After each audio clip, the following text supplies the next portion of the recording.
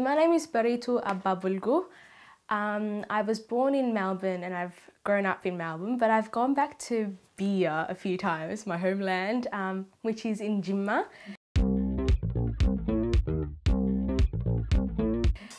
I'm pretty proud of my dual Oromo and Australian identity, mainly because it means that I'm exposed to so many more different cultures, and for me it's a matter of explaining it to myself so I know it, so therefore I'm in a position to explain it to people and to educate others. My exposure to the Oromo language is very limited in that all I had was my parents and all I could learn from them. Oromo exists in many facets, and multifaceted language. So you can say billa, or you can say hable, or you can say balakame or hakise. You know, it means the same thing.